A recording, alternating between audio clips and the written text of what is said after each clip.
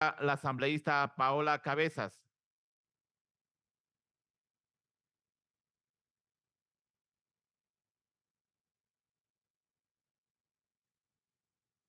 Quisiera empezar con una frase, con un adagio popular. Dice, líbrame de las aguas mansas, que de las malas me libro yo. Y esto va para el presidente.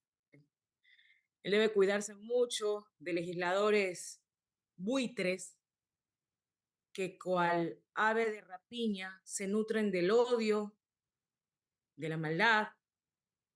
Si no hablan de la revolución ciudadana, seguramente no sobrevivirían políticamente, que fueron aplaudidores y defensores del narcogobierno de Lazo y que ahora llegan a este parlamento aupados por la bancada, por el apoyo del gobierno, a darnos clases de moral. Cuidado, presidente. Eso es grave también, pero creo que es muy importante y fundamental saber de dónde vienen. Fueron quienes en su momento denunciados por el presidente nefasto anterior por corrupción y ahora quieren venir a este parlamento a ensuciar este debate que coincido con todos los legisladores. Debemos elevar nuestro nivel de análisis, no solo político, sino económico y social, para poder entender por qué necesitamos o por qué nos ubicamos en las posiciones que nos encontramos en defensa del pueblo ecuatoriano en un momento tan difícil en materia económica y en materia de seguridad. Colegas asambleístas, presidente encargado de la sesión y a la ciudadanía que seguramente está expectante en este debate. Cuando hemos dicho como clase política que estamos comprometidos con el país, con nuestros mandantes y con la lucha contra el terrorismo y la inseguridad pública por culpa del crimen organizado, es cierto. Nos identificamos y nos unimos y estamos dispuestos a contribuir con este tema desde nuestros espacios y mirando todos hacia el mismo lado. Sin embargo, también es verdad que no podemos identificarnos con modelos económicos abusivos que tratan de desaparecer a la clase media, a la clase trabajadora, a la gente de a pie. No podemos ver por encima o no podemos ver por enésima vez que los más vulnerables sean quienes afronten el peso de esta crisis al puro estilo de los modelos neoliberales. Al menos mi bancada ha hecho pública su postura de estar en contra de la subida del IVA, por propuesta del Ejecutivo que hasta hace unos días no tenía respaldo ni en la comisión que se la procesó. Que dicho sea de paso, para golpearnos, por ahí dijeron que en el 2016 subimos 2 puntos al IVA y que ahora no nos acordamos. Bueno, hasta la comparación es desproporcionada y no resiste menor análisis. Cuando el presidente de la República anunció que para luchar y enfrentar este conflicto interno necesitaría financiamiento, dije, claro, por supuesto, debemos combatir a los enemigos con los recursos apropiados y no con las Fuerzas Armadas y la policía en soletas, sin operatividad clara, sin inteligencia, sin contrainteligencia, en una sola expresión, no con la herencia de Moreno y de Lazo. Pero resulta que dicho conflicto se pretende hacer pagar a los que menos tienen. Pues al parecer se olvidaron lo que dijeron en campaña y sugirieron las voces que siempre proponen la misma receta fracasada y empobrecedora que viene firmada por la burocracia internacional. Ya sabemos. ¿Coincidencia? No creo. Hay demasiados elementos que me hacen pensar lo contrario. Ahora muestro un botón.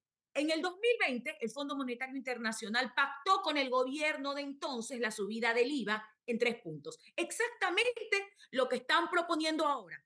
Y no solo eso, el propio gobierno ha hecho que ese financiamiento también es para cubrir nómina, para pagar a los GATS y para sostener la dolarización. No es menos cierto que la delincuencia y la inseguridad derivan de problemas estructurales relacionados con la desigualdad, con la falta de oportunidades y una inequidad de la distribución de la riqueza.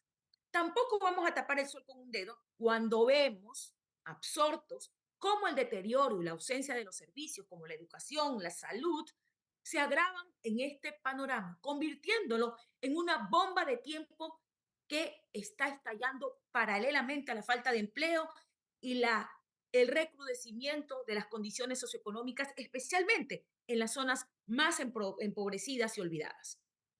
Colegas, lo dicho es una preocupación colectiva y el combate a la delincuencia requiere también un enfoque integral para buscar soluciones estructurales a nivel social, económico y educativo, porque no podemos estar en guerra permanentemente y renovando estados de excepción. Esas son medidas de emergencia muy necesarias, pero del tratamiento estructural a largo plazo, el gobierno no nos dice nada. No obstante, si lo dice el informe de minoría presentado por mis compañeros de bancada de la Comisión de Régimen Económico, que por cierto, Blasco, Lenín, Katiuska, orgullosos de ustedes, nuestro reconocimiento porque siempre han estado y estarán en el lado correcto de la historia, con la gente, con el pueblo, con nuestros mandantes, a quienes nos debemos. Colegas asambleístas, el crimen organizado nos tiene acorralados, pero no lo vamos a vencer. No nos vamos a vencer. Tenemos aún la fuerza y la esperanza de mejorar las condiciones para que el Estado nos garantice la vida, la seguridad, la tranquilidad que esperan las familias ecuatorianas. En el informe de minoría se argumentan varias razones para no incrementar el IVA. Yo anuncio algunas. El incremento del IVA afecta a los productos no gravados con IVA porque elevan los costos de sus insumos y los costos de producción. El ingreso real al promedio de las personas que tienen empleo formal en el Ecuador no supera los $300 mensuales. El ingreso real promedio de los ecuatorianos es ahora inferior y que tienen hace más de 11 años y su poder adquisitivo es más bajo que de América del Sur. En Ecuador, 5 millones de pobres viven con menos de $3 diarios y de ellos, 2 millones sobreviven en pobreza extrema con menos de $2 al día. Pero también hay 7 millones de personas sufriendo pobreza multidimensional con graves carencias de nutrición, salud, vivienda, educación y agua limpia. El IVA es un impuesto indirecto y regresivo al consumo que no diferencia el mayor o el menor ingreso disponible de las personas, como sí lo hacen los impuestos a la renta, que es un impuesto directo y progresivo. Por ello, consideramos que lo justo es buscar financiamiento en los que más tienen. Nuestra propuesta no es coyuntural, es una propuesta estructural que quienes más capacidad adquisitiva tienen asuman en mayor proporción la carga tributaria.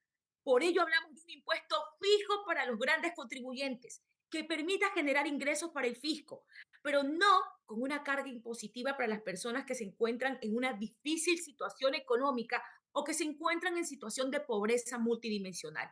Por otro lado, es impresentable que en una situación de pobreza multidimensional los únicos que nunca pierden, que nunca no se le tienen miedo, es la banca.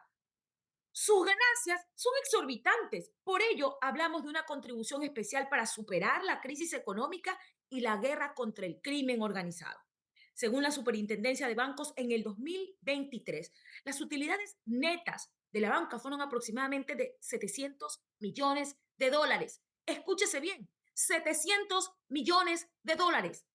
Al cierre del 2023, los bancos privados aumentaron en 73,8 millones, o sea, el 11,1% sus ganancias respecto al 2022, hasta llegar a 737,5 millones, las mayores ganancias de la historia. Tiene un minuto, compañera. Eso por citar algunos datos que no los dice Paola Cabezas. Son datos que reposan en los organismos de control. Y para concluir, el presidente que salió por la puerta de atrás hace pocos meses, el narcogobierno, ese sí, narcogobierno, redujo el impuesto a la salida de divisas para beneficio directo suyo, de su círculo, de quienes estaban muy interesados en sacar el dinero del país sin pagar un justo tributo. Pues es hora que usted, presidente Noboa, revierta tal despropósito. Seguramente allí tendremos recursos para financiar este conflicto interno. Presidente ecuatorianos, este es el primer debate y apelamos a que se consideren las propuestas que hemos hecho varios de los sectores políticos a través de nuestras bancadas.